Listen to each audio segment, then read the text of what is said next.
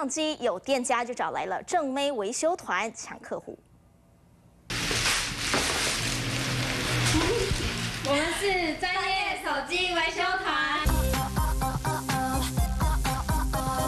拿着彩球扭啊扭，笑容迷人，活力十足，可爱年轻正妹，真实身份可是 iPhone 维修专家。这个是十字起，主要是拆主机板里面的螺丝。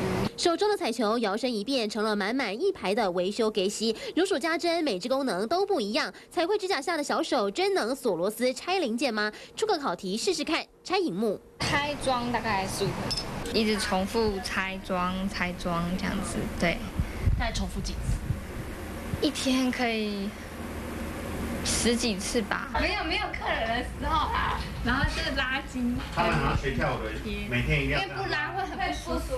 早就习惯每天都要拉筋。小咪23岁，其实大学时是啦啦队队长，拿下全国大专杯2次冠军、2次亚军。毕业后改做维修，资历有半年。同样也是舞者出身的，还有他微笑。俄罗斯的喇叭有2颗。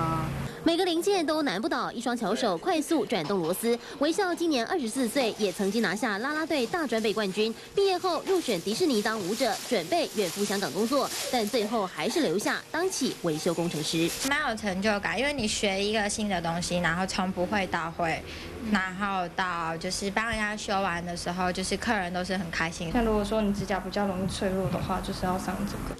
正妹维修工程师其实手上的彩绘指甲全都来自于她芊芊，27岁已经是美甲店老板娘，但现在也准备顶账，因为要专心当个维修工程师，手上的指甲油未来就要变成螺丝起子了。你去别的地方手机行，他也不一定会教你。但是如果说你是去学，比如说像美甲或学跳舞，你只要花钱过去就可以学习了。那个相机的话，就是它对焦现在没办法对的。 不约而同加入 iPhone 维修团队。阿婆25岁，平时在家里帮妈妈卖咸水鸡，现在却当起很 man 的维修工程师。